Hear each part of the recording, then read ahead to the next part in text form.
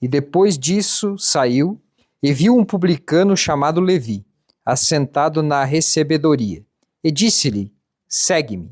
E ele, deixando tudo, levantou-se e o seguiu. E fez-lhe Levi um grande banquete em sua casa, e havia ali uma multidão de publicanos e outros que estavam com ele à mesa. E os escribas deles e os fariseus murmuravam contra os seus discípulos, dizendo: por que comeis e bebeis com publicanos e pecadores?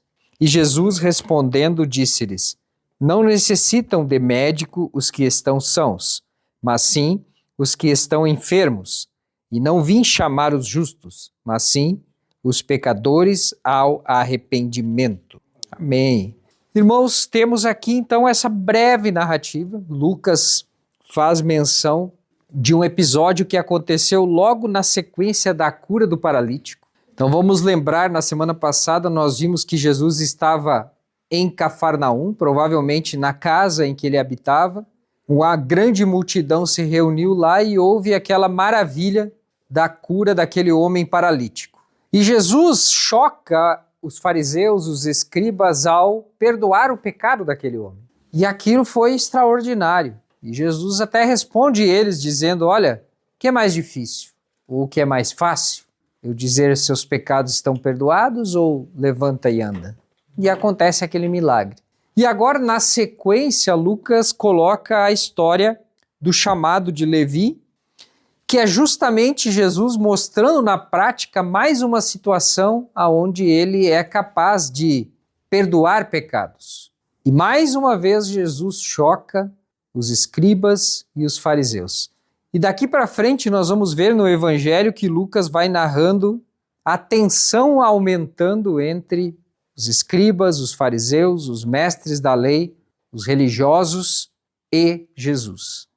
Mas vamos nos ater no que nós aprendemos aqui. Lucas apresenta o personagem Levi como um publicano. Lucas destaca, havia um publicano chamado Levi que estava assentado na recebedoria, ou na alfândega, ou na coletoria. E Jesus olha para ele e simplesmente, sem falar, sem pregar, sem fazer nada extraordinário, Jesus simplesmente olha para ele e diz: segue-me. E eu acho lindo que Lucas narra que, deixando tudo, levantou-se e o seguiu. Lucas é o único evangelista que menciona deixando tudo. Marcos e o próprio Mateus relatam que após ouvir Jesus, após ouvir o convite de Jesus, segue-me, tanto Marcos quanto Mateus dizem, e o seguiu. E Lucas acrescenta, deixando tudo, o seguiu. Olha que chamado forte esse. O que será que Mateus ouviu? O que será que Mateus viu? O que será que Mateus sentiu quando viu alguém dizendo para ele, segue-me? E nós vimos que Marcos conta a história muito parecida. A diferença é que Marcos não chama Levi de um publicano. Marcos chama Levi de o filho de Alfeu e apenas indica que ele estava na alfândega. E Mateus, o próprio, narrando, diz, havia um homem chamado Mateus. Então essas são as diferenças que nós encontramos nos evangelhos. E nós vemos que, primeiro, somos apresentados pelo próprio Lucas, no texto que lemos, de que se tratava, que Levi ou Mateus, se tratava de um publicano. O que era um publicano? Basicamente, um funcionário público ou alguém que tinha uma incumbência de coletar impostos. Como que funcionava os impostos? Haviam basicamente dois tipos de impostos. Havia os impostos territoriais, que eram sobre os imóveis, sobre cidades, que basicamente eram cobrados geralmente por oficiais romanos ou por alguém de alta patente. E havia um outro tipo de imposto que era o imposto de circulação de mercadoria, o imposto que ficava nas alfândegas. Cafarnaum era uma cidade próxima do mar, da Galileia, e no caminho que vinha de Damasco ia para outras cidades grandes da região. e era, portanto, um centro de passagem de pessoas. E ali era o local de trabalho de Mateus. E o trabalho dele era basicamente todo mundo que passava ali, ele calculava o quanto de valor essas pessoas estavam transportando. Imagina os pescadores vindo do Mar da Galileia e querendo levar o seu peixe para vender em Cafarnaum. Ele calculava quanto de peixe tem aí, vale quanto esse peixe? Ah, é tanto de imposto. Os comerciantes vindo de Damasco e passando por ali, cada um ele calculava, nada muito diferente do que um fiscal que fica na alfândega hoje ou nas divisas entre os estados faz. Qual que era a diferença nesse caso? O direito de cobrar imposto era concedido por Roma como se fosse uma concessão a quem pagasse mais. Então o Império Romano fazia como se fosse uma licitação e dissesse, olha, eu quero dar a concessão para cobrar impostos em Cafarnaum, por exemplo, para quem me pagar mais. E a pessoa que fizesse a proposta maior recebia o direito de cobrar impostos naquela cidade. E o que essa pessoa ganhava com isso? Ela ganhava tudo que ela conseguia cobrar a mais do que ela tinha que pagar para Roma. Então vamos dizer, olha, para cobrar impostos aqui por um ano, eu vou pagar para Roma 1 milhão. E tinha que pagar para Roma, não tinha choro. Tudo que ele conseguisse a mais daquele 1 milhão era o lucro dele. E por isso que os cobradores de impostos eram muito mal vistos, porque eles cobravam a mais. E aí tinha os mais desonestos que calculavam errado e sempre tentavam dar uma forma de ganhar mais. Mas não era só porque eles eram injustos na cobrança ou porque talvez eles eram corruptos, mas também porque eles afrontavam os judeus. Primeiro porque eles estavam ali a serviço de Roma, e os judeus odiavam Roma. Eles estavam ali representando o inimigo que havia subjugado eles e cobrando o que era, na visão do judeu, errado. O judeu nunca gostaria de pagar imposto. Ninguém gosta de pagar imposto, nem nós. Agora imagina nós pagar imposto para um inimigo. Pior ainda.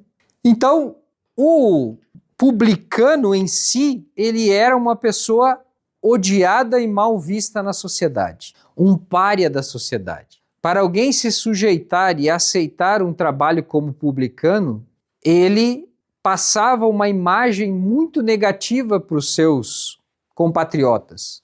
Era alguém que estava traindo a nação, traindo a religião.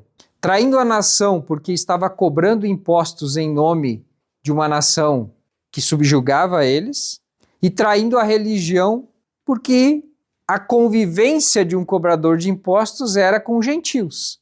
E um gentil por si só era alguém impuro para o judeu. O judeu evitava ao máximo conviver com um gentil. Então os judeus viam o cobrador de imposto como alguém miserável, traidor da pátria, traidor da nação e ainda impuro, porque lidava com gentios. Essa era a visão do publicano. Os mestres da lei da época, os rabinos da época, classificavam os publicanos no mesmo nível de pessoa que os pecadores e que as prostitutas. Então tinha essa ralé de pessoas na nação. Eles iam as 3 pessoas miseráveis com quem você não tem que nem falar, muito menos sentar à mesa e de preferência nem olha nos olhos. Publicanos, pecadores e prostitutas. E ali estava Levi. E aí Jesus chega para ele, não fala nada, não conta uma história, não faz uma pregação, não faz um milagre, simplesmente diz, segue-me. E ele larga tudo e segue. Que palavra poderosa é essa, segue-me? E aí eu gosto de pensar, porque Lucas diz, olha, ele era um publicano chamado Levi. Marcos diz, ele era filho de Alfeu. Marcos certamente está posicionando ali na narrativa dele, dizendo, olha, essa pessoa existiu, não era qualquer publicano ou alguém inventado, e caso vocês queiram conferir, ele era o filho de Alfeu. Só que nem Lucas e nem Marcos dizem aquilo que o próprio Mateus sentiu. E eu acho lindo que Mateus, quando descreve essa cena do chamado dele mesmo, ele não fala, era um publicano sentado ali, ele não fala, era o filho do Alfeu sentado ali. Ele fala, Jesus viu um homem, como quem diz assim, Jesus olhou e viu que eu era um ser humano, não olhou e viu que eu era um desprezado, um que não valia nada, um cobrador de impostos, como Lucas registrou. Jesus olhou para mim e viu um homem chamado Mateus. E quando ele diz chamado Mateus, ele já menciona o novo nome que ele recebeu de Jesus. Ele se chamava Levi e recebeu o nome Mateus, assim como Simão recebeu o nome Pedro, assim como Judas tinha 2 nomes, Judas não, o Iscariotes, o outro Judas era também chamado de Tadeu, assim como Paulo se chamava Saulo e também Paulo. E ali ele diz, olha, e os intérpretes olham para isso e dizem assim, olha, o que Mateus sentiu quando ele ouviu o segue-me de Jesus foi, ele olha para mim com um olhar de amor, ele olha para mim vendo que eu sou um ser humano. Nunca ninguém me tratou e me viu como um ser humano.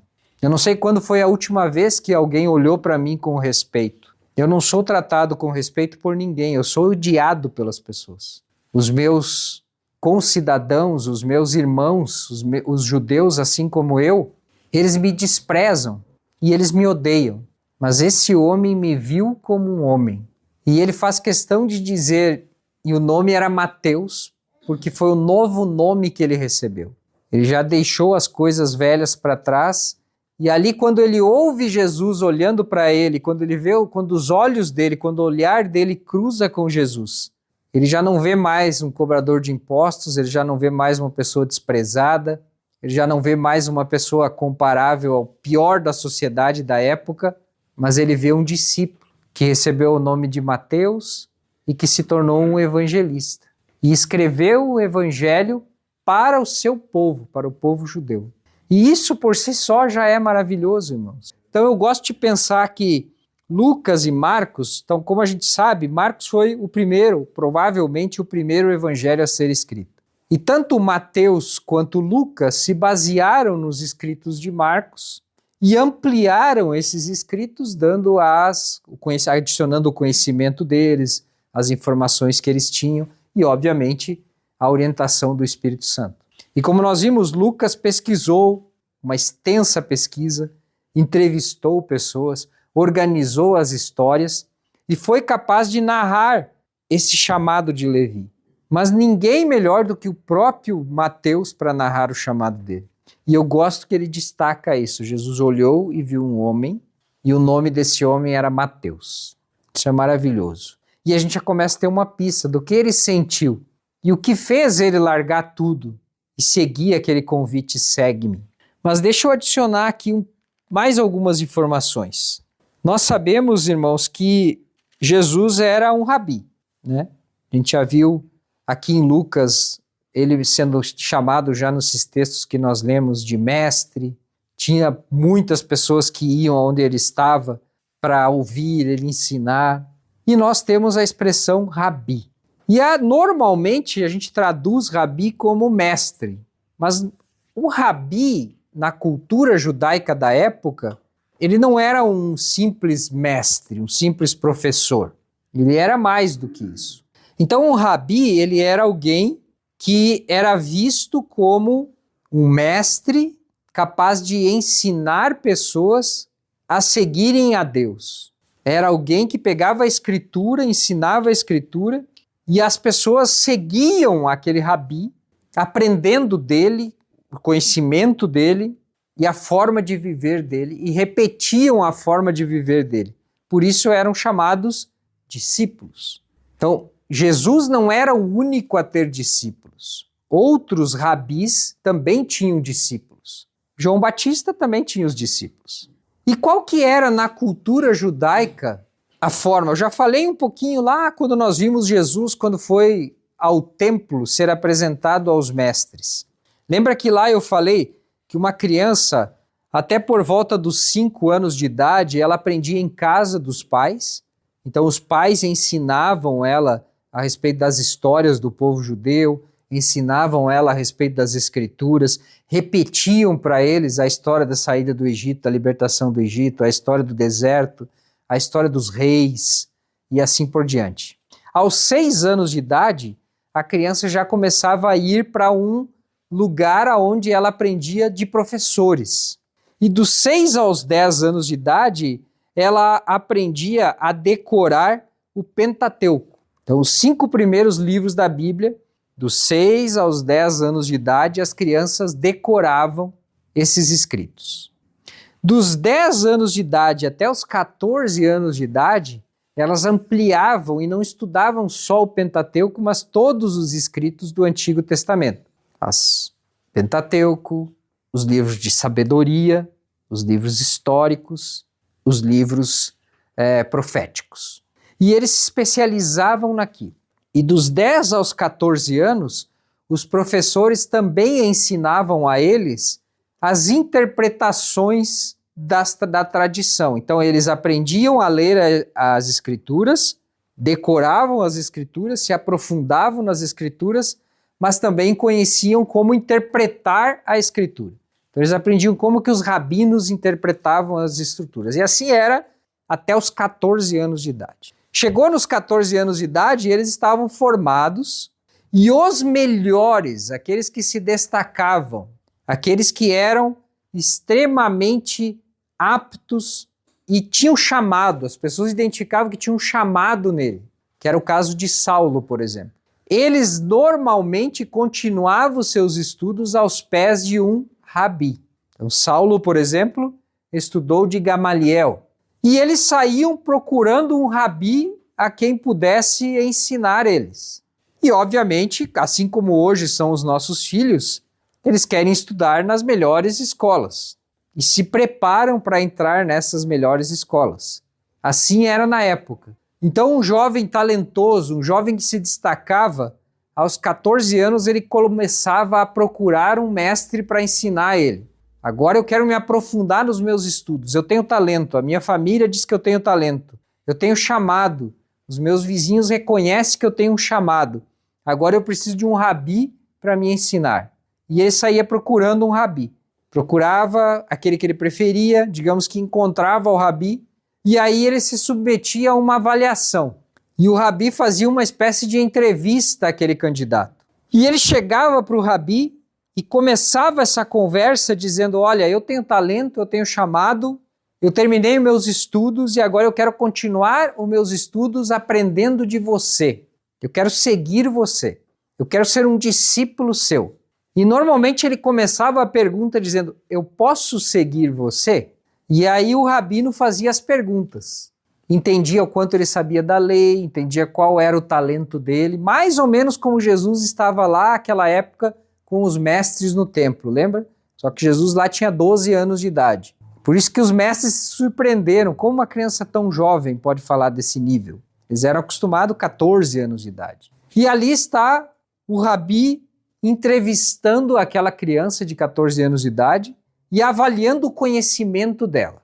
Caso ele se convencesse de que aquela criança tinha talento, de que realmente era alguém que valia a pena investir e ensinar, ele respondia a pergunta. O aluno chegava e dizia: eu posso segui-lo? Depois de fazer o exame e avaliar, ele respondia: segue-me. E aquele aluno passava a viver junto com aquele rabi, literalmente seguindo aquele rabi, aprendendo com ele, tendo aulas com ele, mas também vendo o modo de viver dele e literalmente repetindo o modo de viver daquela pessoa.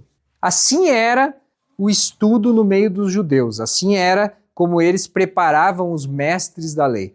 Foi assim que aconteceu com Paulo, por exemplo. Agora, nessa situação aqui é interessante. Primeiro, porque Mateus não era ninguém de destaque. Ele não era visto pelos seus pais, pelos seus familiares, pelos seus vizinhos, como alguém que valia a pena investir. Pelo contrário, ele era desprezado. Ele era alguém que as pessoas não queriam nem estar perto. Com certeza, nessas alturas, ele não tinha relacionamento nem com a família dele. Provavelmente ele era a vergonha da família dele. Então, diferente de alguém que procurava um rabi, Mateus não tinha talento, era a vergonha da família. Só que aqui acontece algo interessante. Não foi ele que foi atrás de Jesus e disse: eu posso te seguir? Jesus passou por onde ele estava, viu ele e disse: segue-me. Então ele sabia que Jesus era um rabi. É possível que ele já tinha até ouvido talvez alguma pregação de Davi, talvez de Jesus. Talvez aquela pregação no Mar da Galileia que Jesus fez em cima do barco de Pedro. Talvez ele ouviu, ele estava lá. Talvez ele viu quando o paralítico foi curado. Só que aí ele vê aquele mestre, aquele rabi, chegar para ele e dizer, segue-me. É maravilhoso. E por isso, sem dúvida, ele largou tudo e seguiu. O impacto que ele teve foi assim, olha, eu sempre sou desprezado, eu não tenho talento, eu sou a vergonha da minha família. Mas esse mestre que está realizando tanto milagre, que está ensinando, que tem um monte de seguidor, chegou para mim e ele não me examinou. Ele não fez uma prova comigo. Ele chegou para mim e disse, segue-me. Aí não tem como não largar tudo e seguir.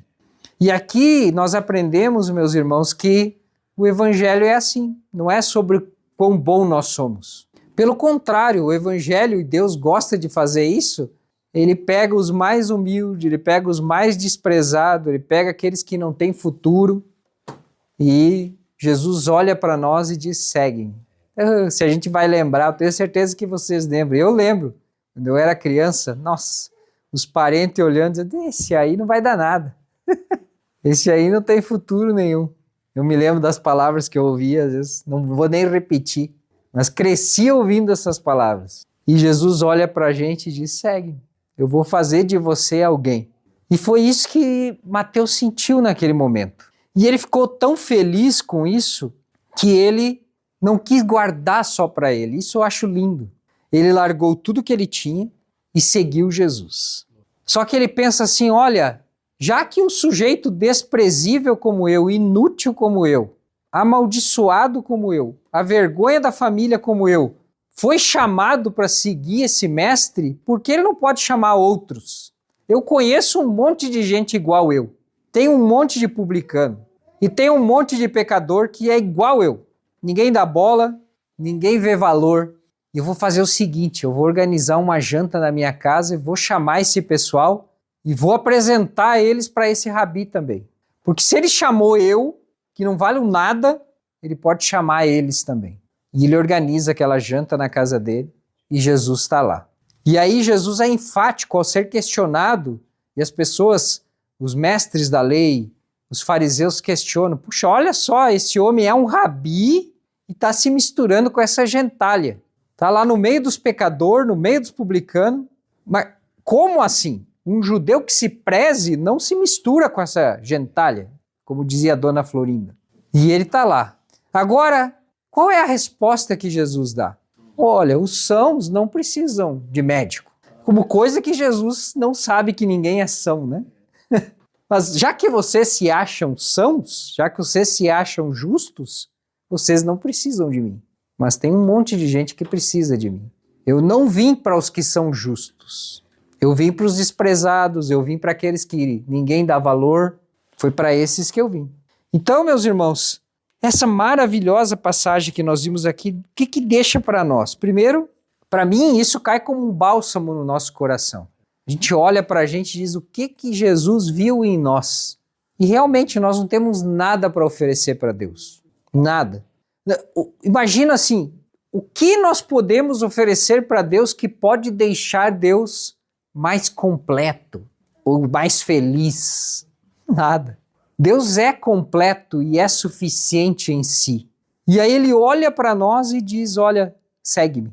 E ele não tem preocupação em saber a nossa origem, ele não tem preocupação em saber se a gente é bom ou se não é bom, se a gente se destaca no meio dos outros, se a gente é melhor que os outros.